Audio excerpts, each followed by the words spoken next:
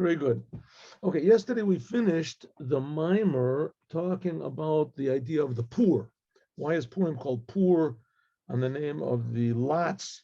And we explained that because the whole holiday of Purim is above any sort of logic or understanding. One second.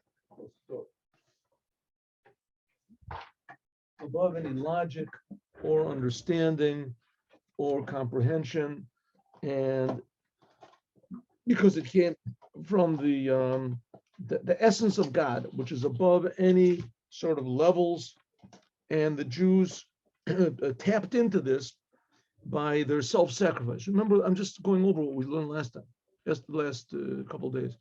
By their self-sacrifice, they had this tremendous self-sacrifice, and because of that, as they were able to access this level of reality, that Haman tried to do it, but he didn't have the same self-sacrifice as the Jews did, especially because God just chose the Jews. He just chose them without any reason. He just chose them.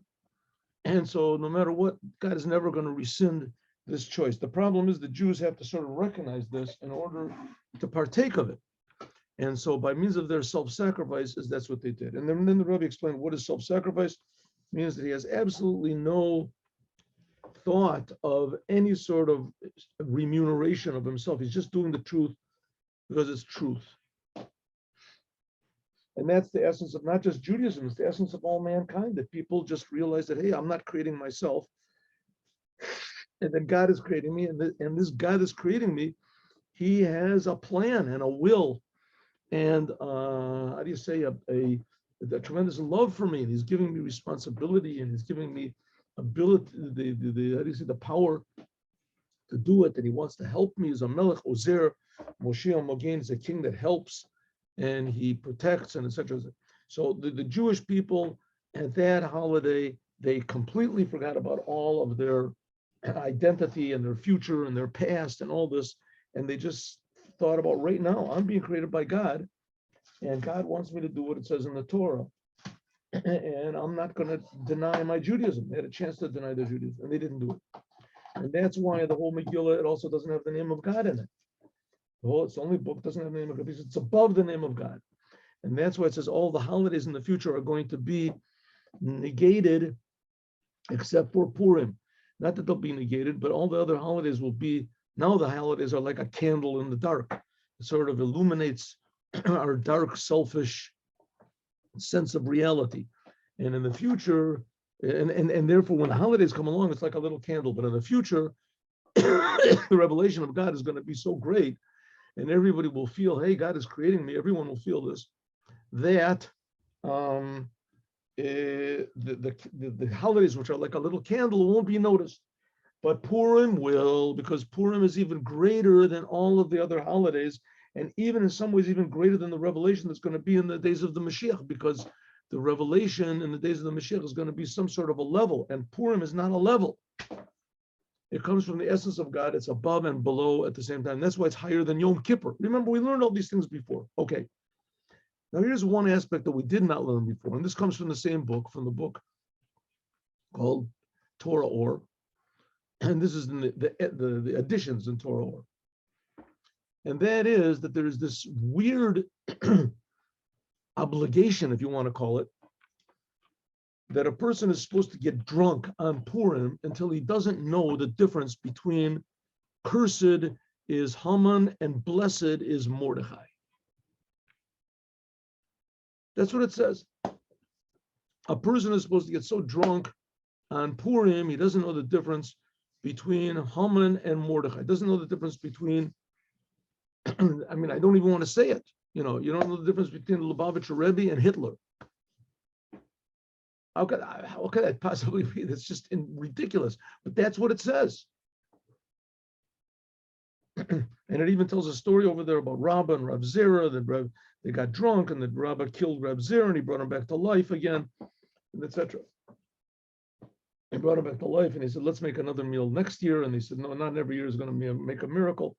The Rebbe explains it in great length that he didn't really kill him. He just elevated him to a higher level of awareness. Whatever it is beholding upon us to get drunk on Purim. Now, there's laws about this. It's not just you go just get soused, and it has to be that you know how to drink. In other words, that you don't disgrace yourself when you get drunk.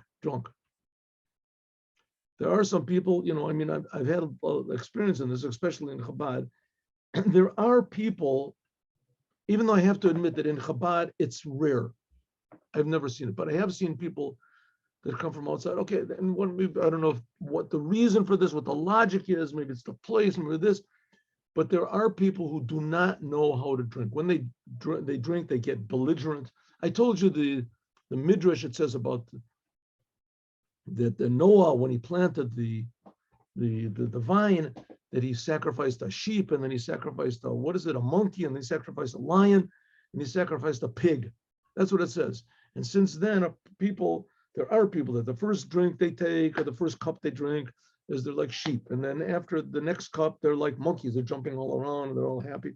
Then the next one, they're like lions. Who's going to fight me? I'll show you guys, and turning over tables. And then the last one is like a pig, and he's vomiting and everything. Okay, anyway, I've seen all these different, this actually manifests itself in real life. But suffice it to say that if you are of one of these levels, except maybe the sheep is okay, but then don't do it. Getting drunk ideally is supposed to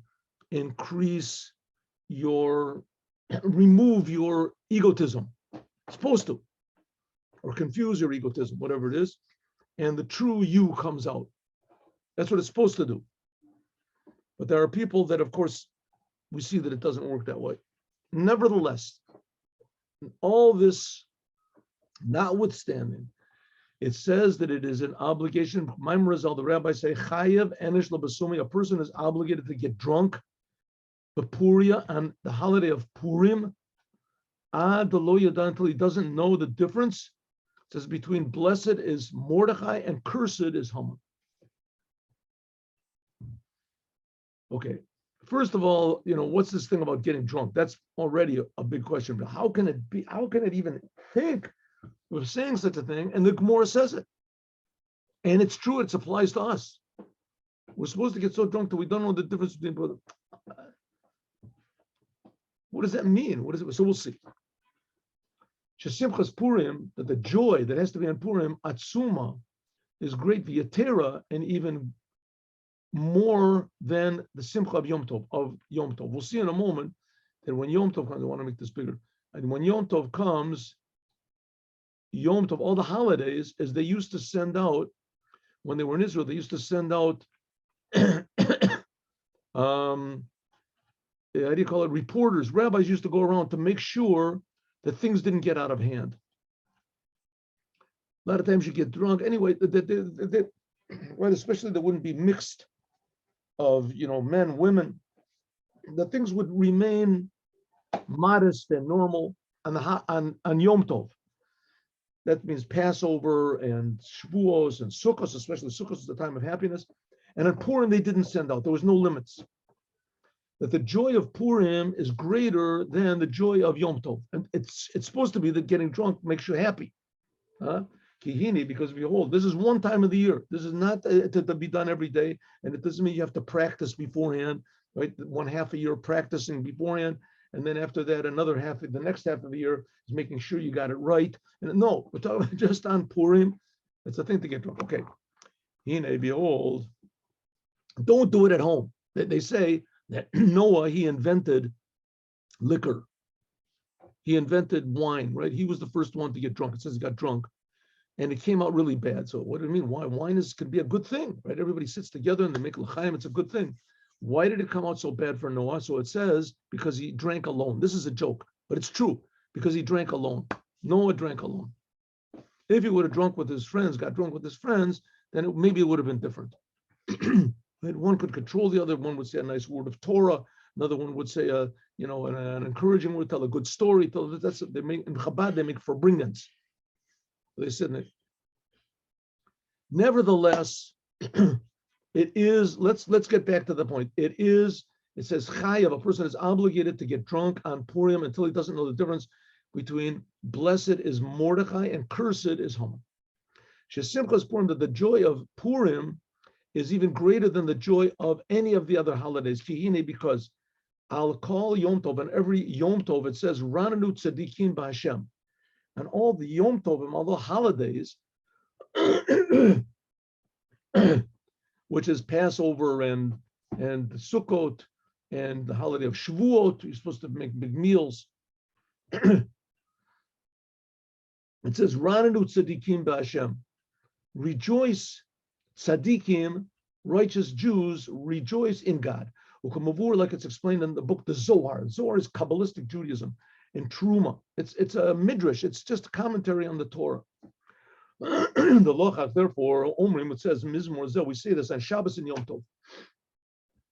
Hine, behold, Hashem, Yudke, the name of God, this is Bechinas Ishtalshlus Olamos.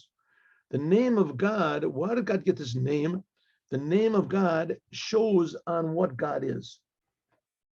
It shows on the what's called the chain of creation of the worlds. Oh, we talked about this before, but for those people who are listening for the first time or didn't get it the first time, they get it, maybe they'll get it now. And don't think that I really, truly understand this, but nevertheless, I can explain it.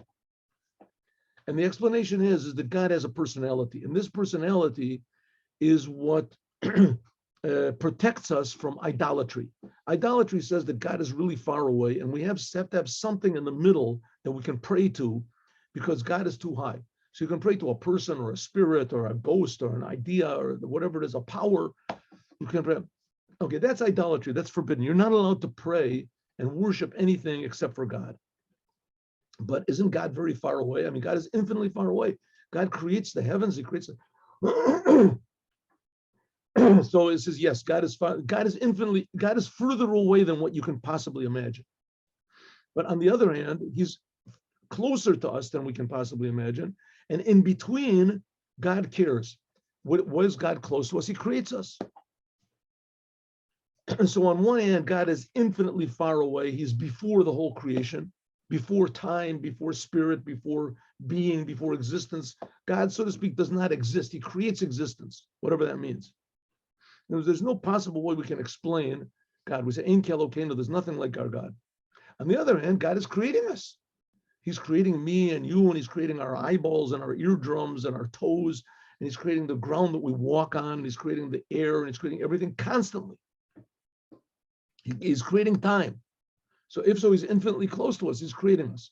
In the middle, there's all these what we call sphirot, these spheres of godliness, which there's 10 aspects of God's personality, which each one of these 10 is also is composed of 10, and those composing 10s also have 10, and those have 10, and those have 10. So it says there's infinite numbers of diversity.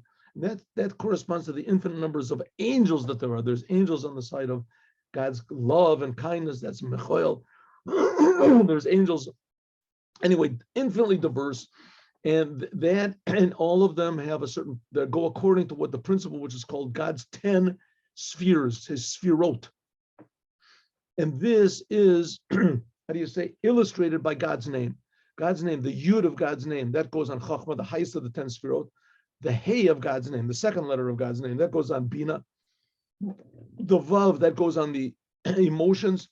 That's what it means, Rananu B'Hashem, Rananu Tzadikim, that they sing, the Tzadikim, they rejoice in this name of God, namely they draw down essential, an additional light of God from above the creation. I mean, there is a reason why God creating the world. So they draw from this reason of creation into creation. Like I wrote in another place. Who's writing this, by the way? It's the first Rebbe of Chabad. He also wrote the book, the Tanya, and he wrote a Shulchan Aruch, a law book. On the sentence, Sastosis in Hashem, you should have rejoice in Yudke Vavke. That means that Knesset Yisrael, the Jewish people, Maf'ilim, they can make God happy. They draw down extra light into God. Okay, so what does it mean to draw extra light into God? So like we said, God creates the world. In order to create the world, God had to, how do you want to say, conceal his light. That concealing of God's light and the articulation of God's light, how it comes, That's called God's name, and it comes out in God's personality, like a person, right? There's the essence of the person and the person's personality. But what's the essence of the person? Let's say, grandpa goes into a coma. So grandpa's still there and the family goes and they visit him and everything like that. Is there any change, doctor? Nah, there's no change, right? All of a sudden, look, he opened up his eyes, right? Grandpa, are you okay? He blinks his eyes. You want something? Water. He wants something. He's got his desire. Look, he's talking. The essence of grandpa was there when he was in the coma. But it was contained in that was his personality, how he relates outward to the world. So that, so to speak, is like with God. And that God creates the world. I mean, do we really understand what this means? What does it mean, create the world? We can't create anything. We don't even know, having a conception, what it means, nothing. That God takes the world and makes from nothing something. We don't know what nothing is. Anyway, so let's not go so far away. God is creating me and he's creating you, right? Do you feel that God is creating you? Huh? Think about it for a while. What do you got to think about? What can you think about? God is creating. What does that mean? Right? It means he's creating my mind. He's creating my consciousness. This is so. How can I wrap my consciousness around this fact that God is creating me when he's creating my consciousness? So the whole thing makes no sense, but that's the fact. That's what Judaism says, that God is infinitely close to us and he's infinitely far away from us. And in the middle are what's called God's sphirot, and that's what the Kabbalistic books talk about.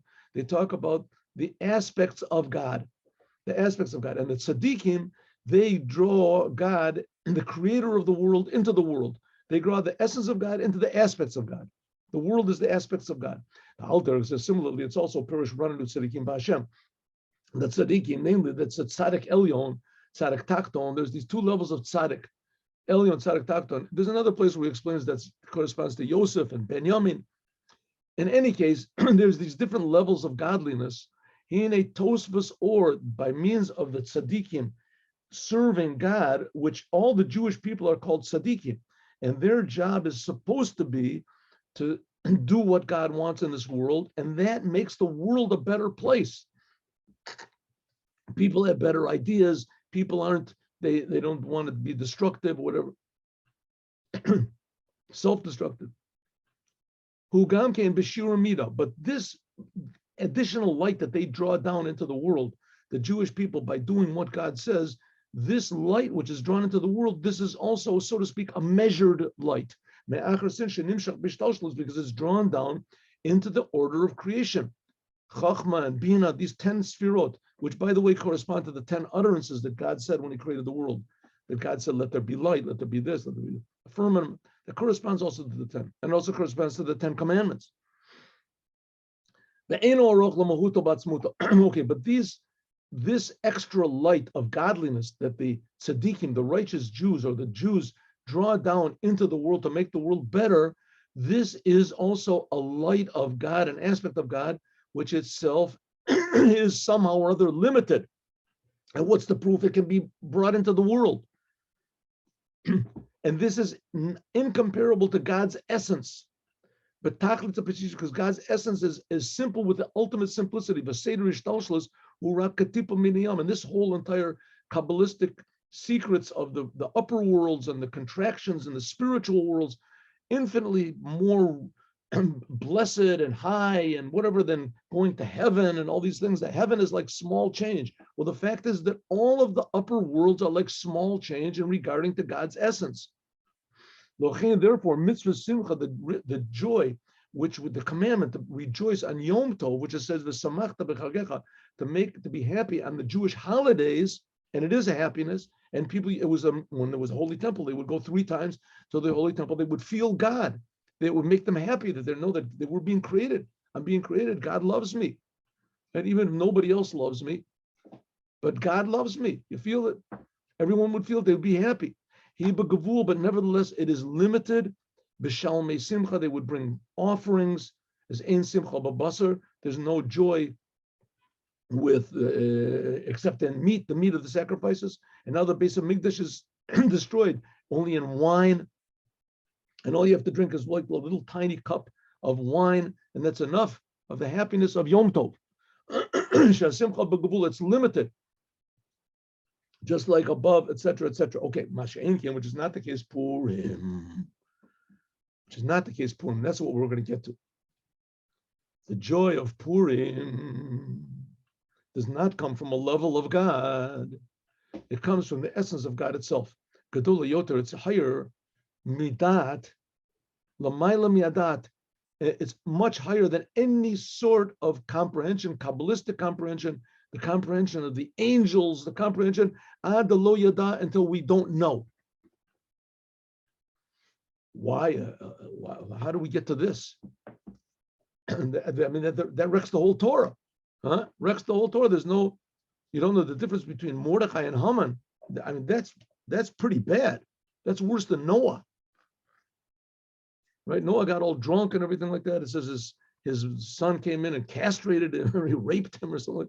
I mean, that's nasty stuff. But here we're talking about Haman is worse than that. Haman wanted to kill all the Jews, and we're supposed to get so drunk we don't know the difference between, what does that mean?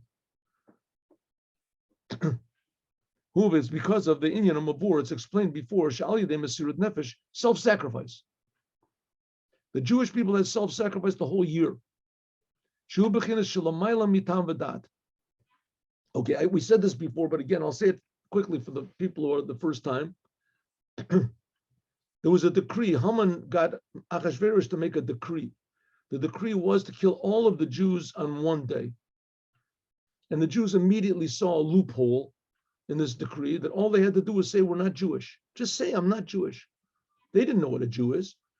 Just say, I'm not Jewish. That's all. The whatever it is, the Achashverosh ruled over the whole world. But all the non-Jews were very happy. Here we're going to have a day, a good hunting day. It ended up, though, that Haman threw lots to see when it would be this day that all the Jews were supposed to be exterminated. And it came out 1 year from the time that he threw the lots. 1 year. So the Jews had 1 year, this terrible decree was hanging over their heads to kill and to destroy, to be killed and to destroyed. And even though that Haman was hung about a couple of weeks or whatever after he made this decree, that's the whole story of Purim, that Esther made this meal and that she said Haman is the one that wants to kill the Jews and I'm a Jew. In any case, Haman was killed, but the decree still remained. The decree to kill all the Jews. The king just gave permission to the Jews to defend themselves. But the Jews were still outnumbered, I imagine, like today, 500 to 1, I don't know, 1,000 to 1. How many people are there in the world against the Jews? So it's like 8 billion against 20 million, something like that.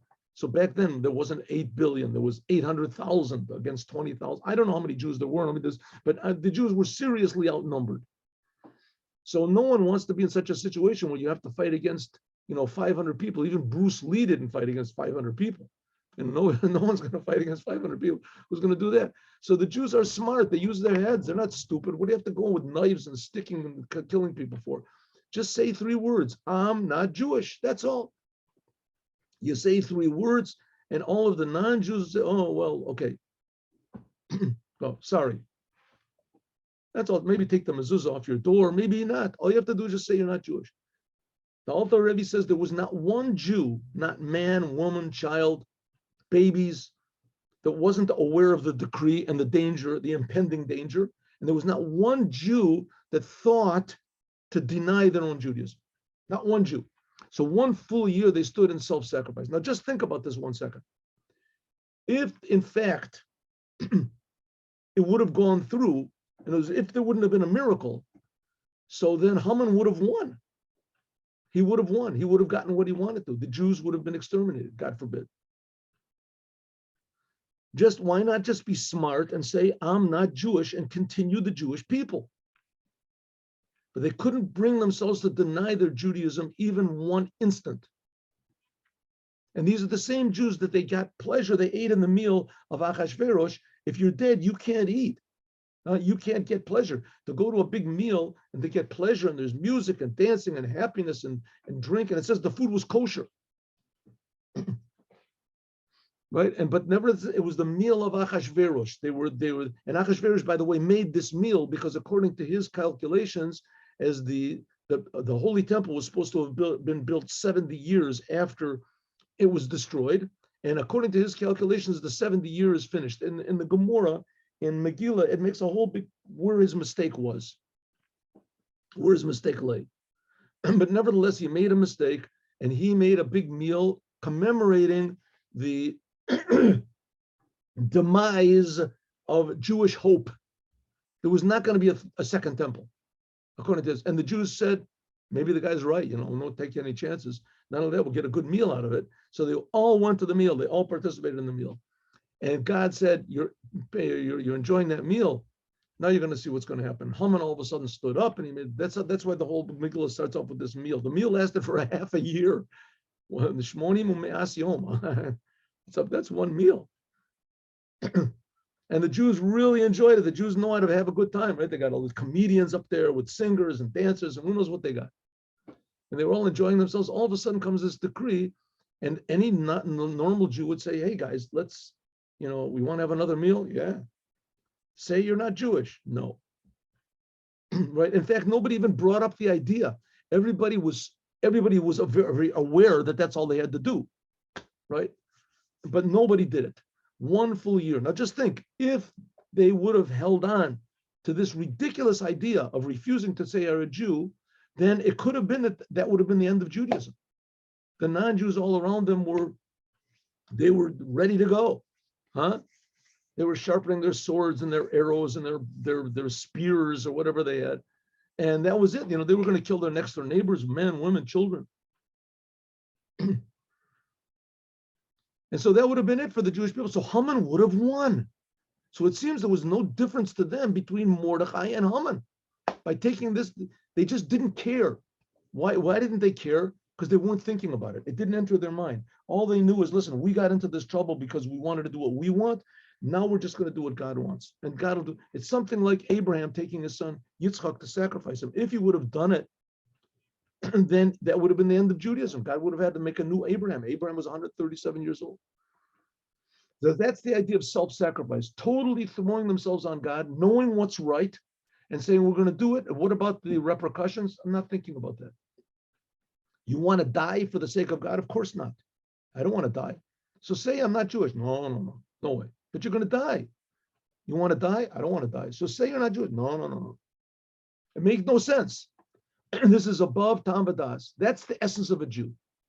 That's the message Judaism wants to bring to the world, that really that's the essence of humanity. By doing what you're supposed to and not thinking about yourself. And sometimes what you're supposed to means great difficulties. It means self-sacrifice. That's the spirit that's going around in the world. People don't want to have children. People want to have a good time. They want to enjoy themselves. Right? That's what they want to do. The Rebbe had a big speech about it. They don't want to have families. People don't want to have too much responsibility, too much problems. The kids wake up in the night. They disturb them. You have to change their diapers. It's smelly. It's not good. Right? Let's just have like being in heaven. Have a good time, have pleasure, but we're not in heaven. And heaven is not a good place, at least not as good as this world. In this world, you can have self-sacrifice. In heaven, there's no self.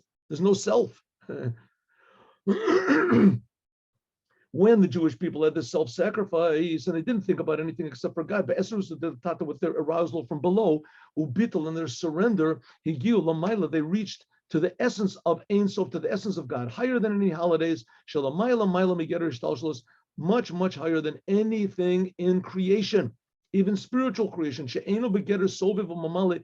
It's not in the category of how God surrounds the worlds, how He fills the worlds, how He enlivens the worlds, how He creates the worlds. It's above all of that. Shemized davke, from this is drawn down, from this aspect of God is drawn down the Mesirat Nefesh, the self-sacrifice, barichot. As soon as a Jew feels what a Jew is, then suddenly he realizes, hey, I can't lose this. I can't do. I have the ability, if I want to separate myself from Judaism. I can't do that. That's terrible. That's terrible. It's like, everybody has the ability if they want to.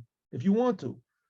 Everyone has the ability. You can go down to the hardware store and you can buy an automatic saw. You don't have to have a special license to buy an automatic saw. Anyone who wants to can go down to the hardware store, borrow an automatic saw, and cut off your legs. You can do it. You want to do it? Are you nuts? Who would do a thing like that just even to think about that? That's insane. But it's your free will. You can do it. Why not? Well, the fact that that's insane. The same thing is this. Why not do it? Why won't you do it? Why won't you do it? Because it's my legs. What's a question? There's no question. Well, when a Jew feels his connection to God, it's more absurd for him to cut himself off, remove himself from his own free will. He can do it, than it is for a person to go and buy a saw and cut off his legs. It's more insane. It's just, it doesn't enter into mind. And even children. And therefore, a simcha, therefore, the joy, when a Jew touches this essence, connection to God, and therefore, a simcha, begilu is lamayla miyadas, it's above understanding. You can imagine how happy a person would be if he gets in an accident and his, God forbid, and his legs get cut off, and a doctor, someone comes along and says, oh, the legs get cut off. Just happens to be I have this superhuman glue in my, just 1 second, let me put this lid on your cut off legs. Yeah, I know you're bleeding and everything. Here, let me just, stick them back on. There it is. You're healthy again. Stop the bleeding. So, whoa, wow. How did you do that? Man, look at my legs work regular, just like I don't believe that maybe it was just hypnotized. No, here I have a picture of you here laying there bleeding with no legs on. How did you do that? This is incredible. Wow, I'm so happy. Start the dance. The same thing, a Jew, when he connects himself to God, a Jew, when he connects himself, he's cut off, because infinitely more happy. Therefore, the happiness of this is above any understanding. That's what it means. You don't know the difference between cursed is Haman and blessed is Mordechi. Why? Because this revelation, bahagalos, niglos, or when there's revealed this essence of God, kulam shavim, everything is equal. And like darkness is like light. Like I say, think of it. If they would have, by insisting on refusing to deny their Judaism, by insisting on being stuck to God all the time, as they were risking their lives, Haman would have got his way. Like it says, people could come to them and say, listen, man, don't you understand? Just deny your Judaism for 1 year or for 1 day. Just deny it. If you don't, Haman is going to get his way. You want him to get his way? No. So then deny your Judaism. Oh, no. That I'm not going to do. That makes no sense. Huh? Makes no sense. It's like a person cutting off his leg in order to save his life. Well, wouldn't you be willing to do that? Okay, got no choice. I'll do it. Right? It's the same thing. Deny your Judaism for a second. He says, no. Denying my Judaism, that is a bigger connection. I would rather cut off my life than to be connected to God. Cutting off my life is more important to me than cutting off from Judaism. My life in this case is like my legs. And in order to save my connection to Judaism, I'm willing to cut off my life. Like it says, because the essence of God, by the essence of God, God creates Haman just like he creates me. If you do sins, it just happens to be that God chose the Jews, not because of any logical reason, he just chose them. So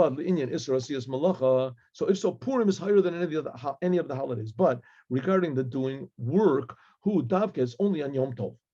On Yom Tov, it's forbidden to do work, and not in Purim. Purim, you can drive your car, you can light lights, you can do anything you want to. On Purim, on Yom Tov, you can't drive your car. And Jews, it's forbidden to drive your car to light lights on. Can't do it. But Purim, everything is permissible. Like it says, and Yom Tov, it doesn't say this. What does it mean? It's because behold,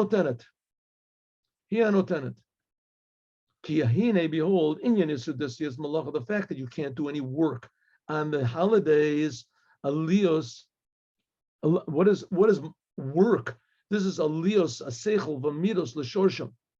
This means that you're not supposed to expend any work into the world. Shezeu inyan hashvita. You're supposed to, on the holidays, to a certain degree, you have to remove yourself from the world. The same thing, something like Shabbat. This means removing aliyot olamot, called elevating the worlds, like it's known.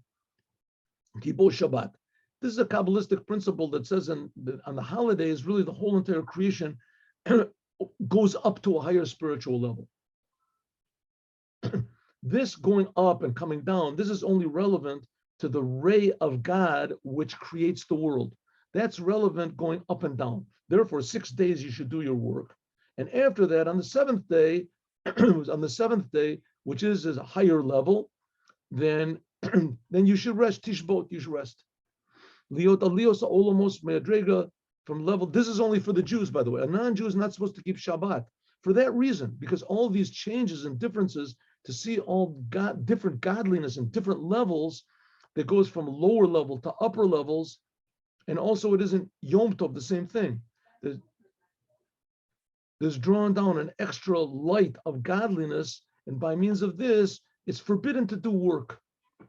And Shabbaton mimalacha, you have to stop working. You have to honor the Shabbat and honor the holidays, because those are levels of godliness. This is only in the order of creation. But in God's essence,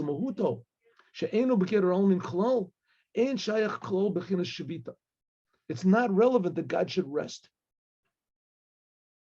It's almost like, let's say you want to come in and see the king, right? You want to come and see the king. So he says the king is available such and such a time, but you want to go in, you have to dress properly, you have to watch out what you see. Say, like the queen, right? The queen of England, the king, I don't know what's going on now. There's all this procedure that you have to, this etiquette and laws. You have to only take your right hand and only smile and only this, and you don't talk first. And I don't know what the laws are, but there's all these procedures that you have. You want to come in to see the king, you have to dress nicely, you have to dress this, you have to dress in green with blue shoes and with this, and you have a certain type of hat, and you have to know when to bow down, when to curtsy, when to this, when to this, exactly, right? All of a sudden, somebody comes up and shows up to the king, not in the right time. The guy's all dirty, and he's all filthy. He says, I want to come and see the king. He says, what, are you nuts? You can't see the king. He says, here, take this little note, right? He slips him a $100 bill or something. He says, give this to the king. He gives it to the king. The way he says, okay, gives him a couple $100.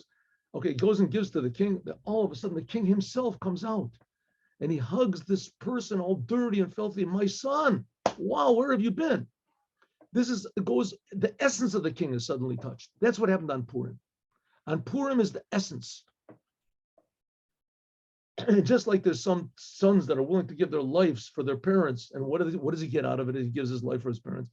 The same thing, a son is willing to give his life for his father, or father for a son, right? And there are cases like that. That's the thing of Purim. It's above all levels. You don't have to, you can do anything you want to, of course, within the realms of Judaism, you can't. Shu Aliyas Madrigas, this is, all the holidays are going from levels to levels. But on Purim, no. On Purim, up and down are equal to the same thing. Shasiyas Gashmias, that doing a physical thing, right, driving your car with the upper highest levels of heaven, both of them are equal by God, because everything is just part of one thing, the creation.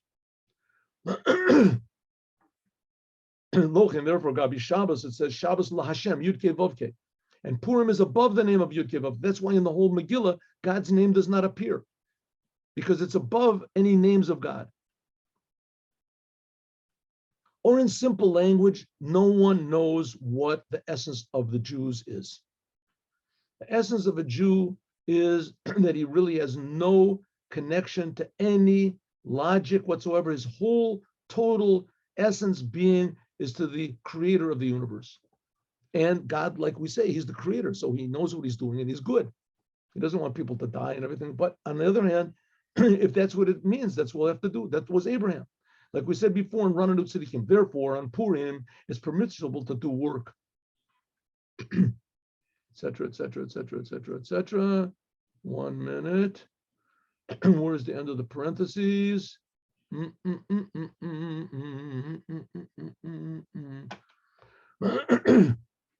Just a minute.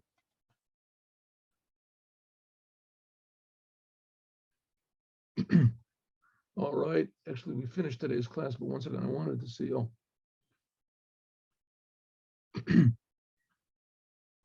This is all talking about doing work on Purim.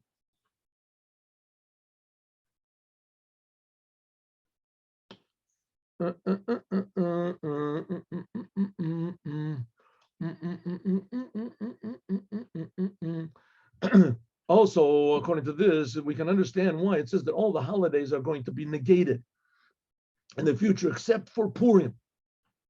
And some people say also Yom Kippur. also.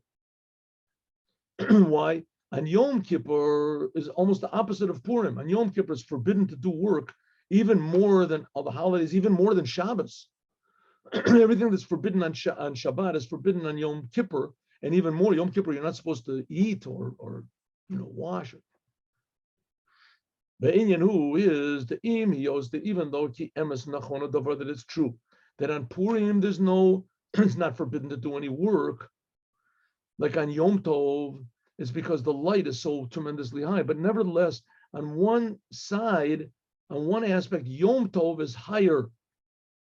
What that will understand why, how is Yom Tov in some way higher than Purim? Because in the time of exile, we don't see any miracles. All of the holidays are based on miracles that happened. God gave the Torah, God took us out of Egypt, God took us through the desert 40 years. But on Purim, you don't see clearly the miracle. That's the holiday of Purim. As we'll talk about more, God willing, tomorrow. We'll finish this tomorrow, God willing. Good. Now let's learn the Devar Malchut. Here we go. Stop the share.